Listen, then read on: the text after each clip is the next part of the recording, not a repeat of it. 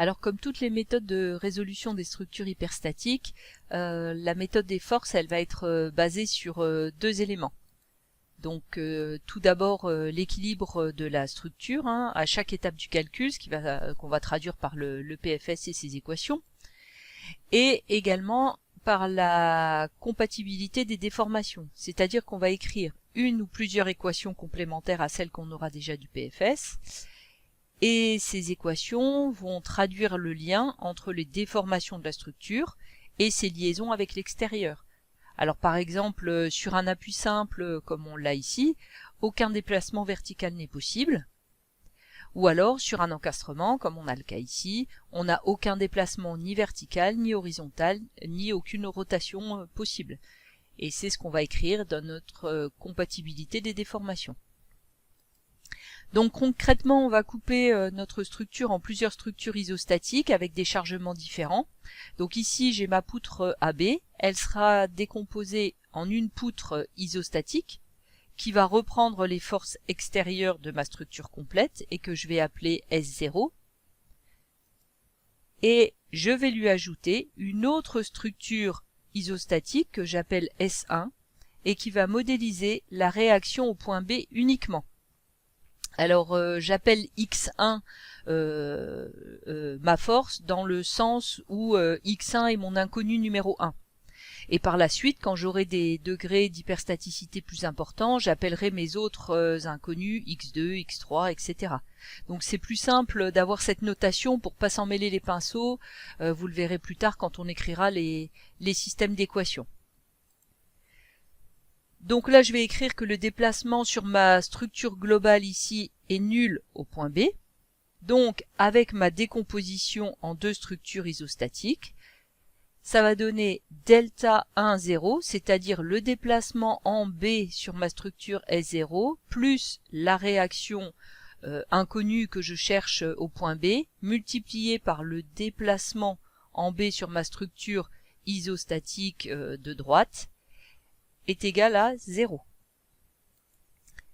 L'étape suivante consiste à dessiner les diagrammes des moments pour chacune de ces deux structures isostatiques. Donc sur la première structure S0, on a une parabole avec un maximum, un extrémum on va dire plutôt égal à moins QL2 sur 2 au niveau de l'encastrement pour la structure S0. Et sur la structure S1, on va avoir une droite avec un maximum de moments fléchissants au niveau de l'encastrement et qui a une valeur de L. Ensuite, je vais utiliser les intégrales de Mohr. Alors ces intégrales de Mohr, elles nous permettent d'écrire la relation que je vous ai mise ici avec les moments. Alors elle peut faire peur comme ça cette relation, mais elle l'est beaucoup moins quand on l'écrit de cette façon-là, c'est-à-dire simplement en représentant les allures des diagrammes des moments. Donc ici, le moment sur S0 fois le moment sur S1 plus X1 fois, donc les 1 sur EI, on en reparlera plus tard, le moment sur S1 fois le moment sur S1.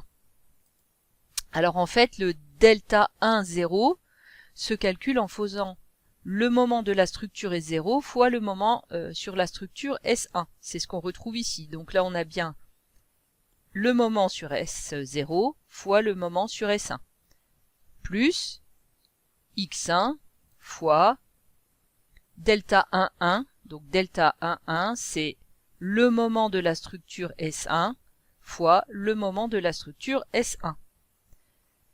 Alors, vous remarquerez qu'ici, on a une intégration et devant, on a 1 sur EI. Donc je vous l'ai dit, grâce au tableau des intégrales de Mohr, on va avoir directement les résultats. Alors par exemple, là je vous ai remis en haut ce qui était sur le tableau précédent. Donc j'ai bien le moment de ma structure S0 fois le moment de ma structure S1. Donc là j'ai une parabole fois un triangle. Si je regarde dans le tableau des intégrales de Mohr, je vais regarder ici, j'ai ce dessin du moment là, multiplié par le triangle qui était la représentation, donc l'allure de mon moment sur ma structure S1, Et donc la formule va me donner MA fois MA étoile. Alors MA, c'est les valeurs maximum des moments, fois L sur 4. Donc ici, je vais écrire 0 égale donc 1 sur EI. À chaque fois, toutes les valeurs qui sont données ici sont à diviser par 1 sur EI. Donc vous verrez, ça simplifie dans la plupart des cas, parce que la plupart du temps, on a un même matériau, donc un même module Young, quelles que soient les différentes parties de ma structure. Et la plupart du temps, j'ai la même inertie, mais comme c'est pas toujours le cas, on va la laisser écrite.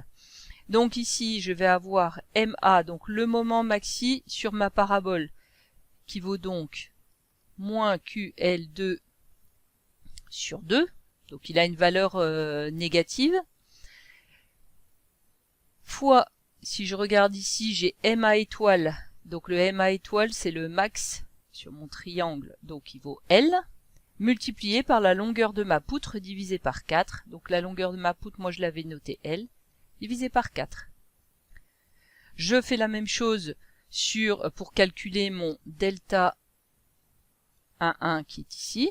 Donc si je réécris mon équation, plus x1 fois, donc 1 sur EI, et mon delta 1,1, donc je vais prendre une autre couleur, je vais prendre du bleu.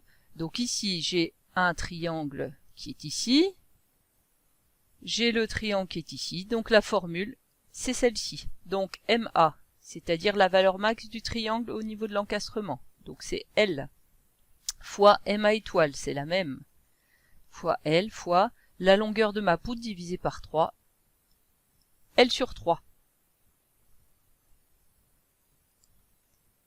Je vais pouvoir simplifier par mes EI.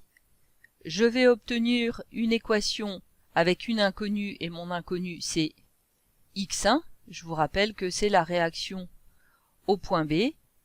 Et donc, je vais donc résoudre cette équation et j'obtiens x1 égale 3QL sur 8. Donc j'ai trouvé la réaction à mon appui B, que je peux représenter ici. Donc en réalité, mon YB, il vaut 3QL sur 8. Donc là, après, il s'agirait d'appliquer le PFS sur ma structure pour trouver ce qui me manque, à savoir XA, YA et le moment d'encastrement au point A. Voilà. Et donc là, j'ai que 3 inconnus et mes 3 équations du PFS. Donc je peux résoudre sans aucun problème.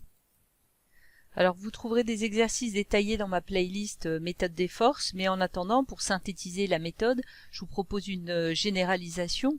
Donc toute structure hyperstatique de degré n pourra être décomposée en une structure isostatique qui reprend son chargement extérieur et qu'on va noter S0, plus n structures isostatiques qui elles seront chargées avec chaque action de liaison qu'on cherche à déterminer. Donc à partir de là, on écrira un système à n équations avec n inconnues de cette façon. Alors le déplacement 1, 0, enfin delta 1, 0, plus x1 delta 1, plus x2 delta 1, 2, etc. Alors ce que je vous conseille de faire, c'est à chaque fois de conserver cet ordre au niveau des indices dans les numéros. Donc la première ligne, hop, vous mettez toujours à gauche le 1. Voilà, première ligne. Deuxième ligne, voilà, etc. Donc nème ligne, parce qu'on peut avoir un degré d'hyperstaticité de degré n. Et ensuite, vous commencez en mettant 0, 1, 2, 3. Donc on aura toujours le même alignement ici. Donc le fait de l'écrire comme ça, ça va vous aider pour ne pas vous emmêler lorsque vous allez avoir des degrés hyperstatiques qui peuvent être importants. C'est aussi également pour ça que je vous avais dit qu'on préfère noter à chaque fois avec des numéros, l'inconnu numéro 1, inconnu numéro 2, inconnu numéro 3, etc.